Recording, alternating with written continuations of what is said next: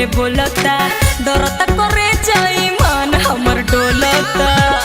हे देवर जी देखी ना कादोनी गाजर मजूर फोनवे में बोलता डरता करे जाई मन हमर डोलता। धराइबू तो हम देखें।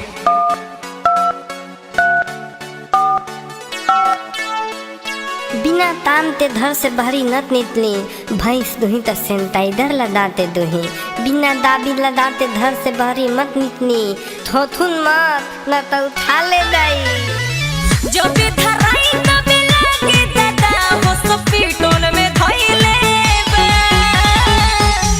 इसी सितम सब काम मोबाइल में कइले बा सरकारी चलाइले बा। इसी सितम सब काम मोबाइल में कइले बा सरकारी चलाइले बा।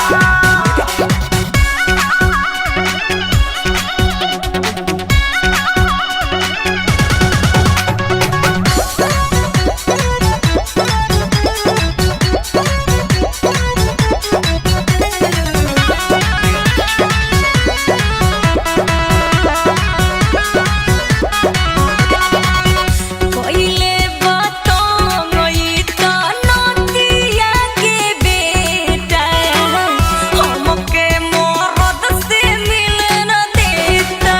हे देवरू हमके मरद से मिले न देता। एकरा के तू तो नाही गाड़ी भौजी तोहरे खाती बोल बही ना बेमारी भौजी। एक बार आउ लगाइबू।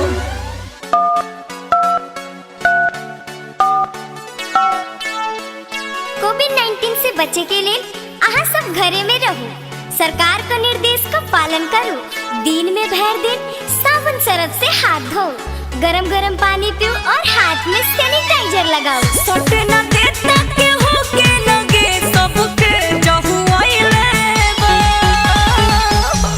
इसी सितम सब काम मोबाइल में कइले बा सरकारी चलाइले बा।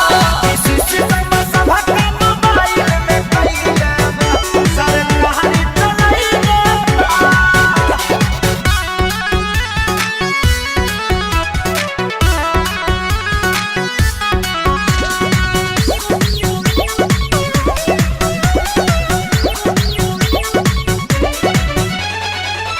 सैया पवन से मिलती मन करे मोरा इहे बनल बाटे रोड़ा। ए देवर जी इहे बनल बाटे रोड़ा। कहतानी जनरेशन कर थोड़ा भौजी भैया आ जाई है धाली हकोरा भौजी। लास्ट एक बार आउ लगाओ तो। উড়ি বাবা কোভিড-19 থাকে বাঁচা জনে নিজে বাড়ির থাকুন না হলে গন্ডগোল হয়ে যাবে নিজেকে সাফ রাখুন এইখানে বিনা কামকে না আসবো নাই তো পুলিশ ধাসবো থথুন মত না তো উঠালে দেয়। एही से